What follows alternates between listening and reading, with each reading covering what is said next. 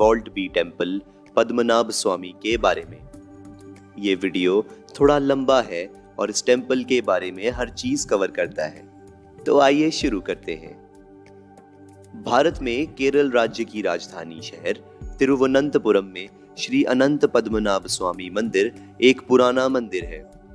यह मंदिर भारत में सबसे महत्वपूर्ण वैष्णव मंदिरों में से एक है। वैष्णव मंदिर ऐसे मंदिर हैं जहां मुख्य देवता भगवान विष्णु या उनके अवतारों के विभिन्न रूप हैं। वैष्णव मंदिरों में 108 मंदिर दिव्य देशम स्थलम पवित्रम निवास के रूप में जाने जाने वाले मंदिर हैं, जो सबसे पवित्र हैं। श्री अनंत पद्मनाभ स्वामी मंदिर उन 108 मंदिरों में से एक है। नंबर 10। हालांकि इस मंदिर का महाकाव्यों और पुराणों में संदर्भ है, मंदिर का मूल कलयुग से पहले दिन से लगभग 5000 साल पहले माना जाता है। श्री पद्मनाभ की मूल मूर्ति का निर्माण कब और क्यों किया गया, यह अभी भी अज्ञात है। इस विषय पर कोई भी विश्वसनीय ऐतिहासिक दस्तावेज या अन्य स्रोत उपलब्ध नहीं है। इस मंदिर के श्री कोविल में भगवान विष्णु अनंत शय्यम में है। अनंत जिसका कोई अंत नहीं और शय्यम लेटे हुए, दक्षिण की तरफ सिर रखे हुए हैं और पूर्व की तरफ देखते हुए। वह लेटे या नींद में नहीं है, लेकिन गहरी समाधि में है। यह मन को खाली या पूर्ण एकाग्रता में रखने का एक स्वरूप है। भगवान का दाहिना हाथ जमीन पर स्थापित एक शिव दूत पर लटकता है। देवी लक्ष्मी श्री देवी, धन या समृद्धि की देवी, और भूदेवी पृथ्वी की देवी, भगवान की दो पत्नियां उनकी सेवा करने के लिए उनके पास में खड़ी हैं। भगवान की नाभि से कमल खिल रहा है। इस कमल में भगवान ब्रह्मा सजर्ग बैठे हैं। इस मूर्ति पर अभिषेक नहीं किया जाता है। अभिषेक इसके उद्देश्य के लिए रखी गई एक अन्य मूर्ति पर किया जाता है।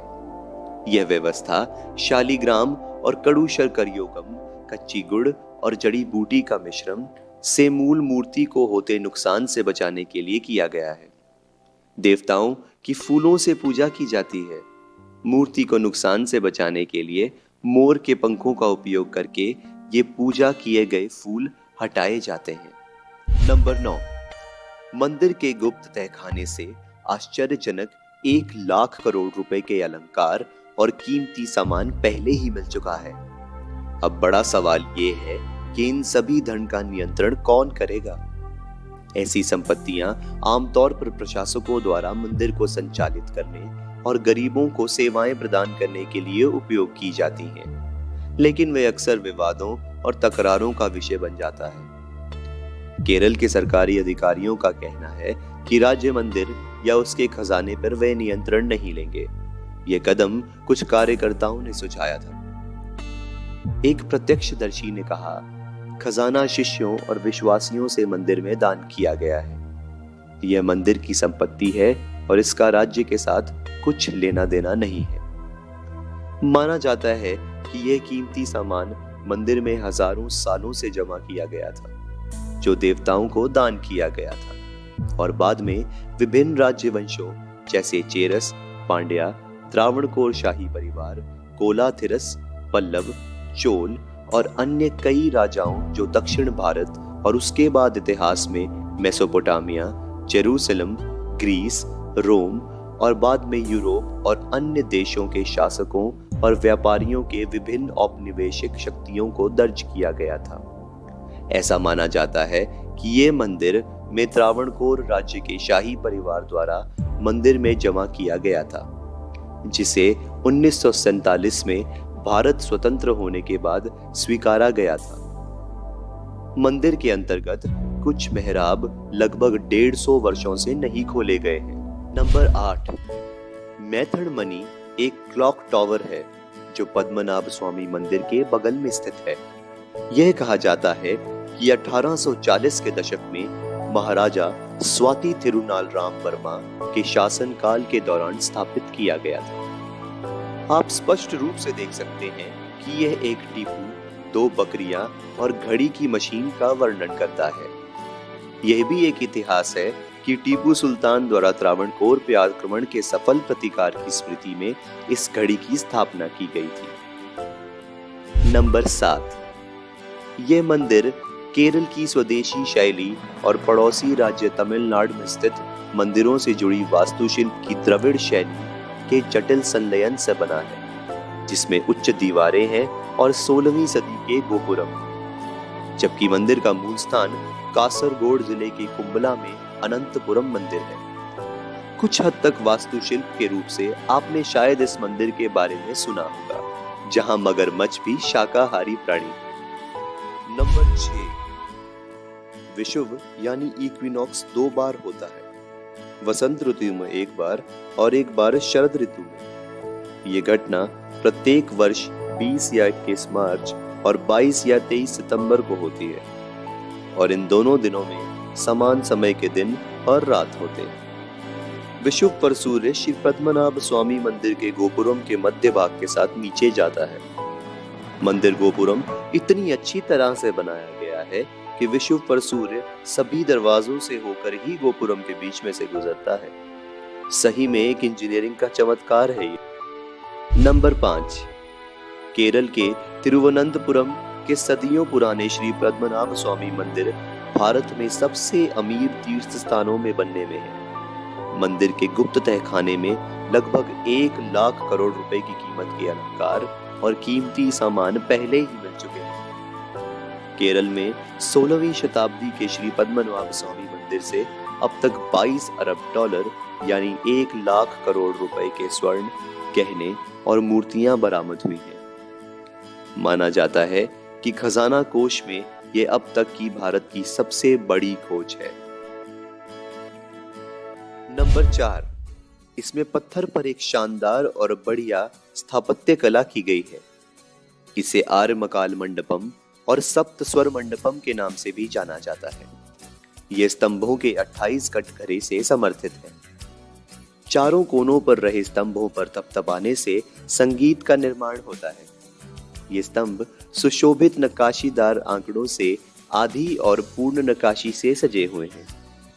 जिस तरह से इस मंडप को उस समय बनाया गया है, ये वास्तव में सराहनीय है। जिस समय कोई बिजली, पेट्रोल, डीजल या किसी आधुनिक उपकरण नहीं थे, उस वक्त इस तरह की कला ने जन्म लिया। ये वास्तव में अविश्वसनीय है। नंबर 3, श्री पद्मनाभ स्वामी मंदिर में A, B, C, D, E और F नाम से 6 वोल्ट्स यानी घुम्मट हैं। वॉल्ट C से F समय समय पर खोले गए हैं, जबकि A वॉल्ट सर्वोच्च न्यायालय के आदेश पर 2011 में खोला गया था। द हिंदू रिपोर्ट के मुताबिक वॉल्ट B, जो वर्तमान समय में सुप्रीम कोर्ट में चर्चा में है, उसे उस समय पर खोला गया था, लेकिन एक मजबूत धातु के दरवाजे जैसे स्ट्रॉन्ग रूम से प्रवेश रोका गया था। नंबर 2, मंदिर में 6 कालारों या कक्षों में भरत कोकन कालरा चेंबर B श्री पद्मनाभ स्वामी के साथ बहुत निकट से जुड़ा हुआ है। यह मंदिर ट्रेजरी का हिस्सा नहीं है।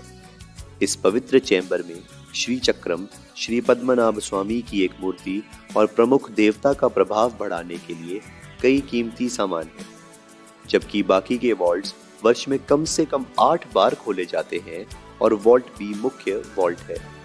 यह चैम्बर ट्रस्ट सदस्यों और भारत के अन्य विद्वान ज्योतिषियों द्वारा बेहद रहस्यमय, पवित्र, जोखिम भरा और खोलने के लिए खतरनाक माना जाता है। चैम्बर B को नागबंधम या नागपाशम मंत्रों के साथ तत्कालीन सिद्ध पुरुषों द्वारा गुप्त कक्ष तय किया गया था, जो कि 16वीं शताब्दी में राजा मार्तंड वर्मा के शासनकाल में हुए थे।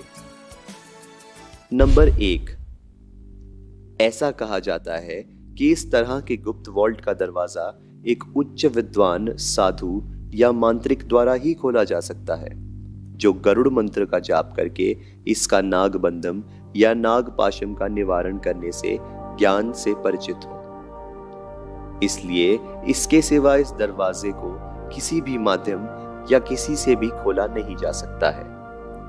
यदि किसी भी उच्च विद्वान, साधु या मांत्रिक द्वारा अति पवित्र और शक्तिशाली गरुड़ मंत्र उच्चारण के अलावा किसी भी मानव ने मानव निर्मित तकनीक से इस रहस्यमयी चेंबर बी को खोलने का प्रयास किया तो मंदिर और आसपास या फिर पूरे भारत में दुर्घटनाएं होने की संभावना है।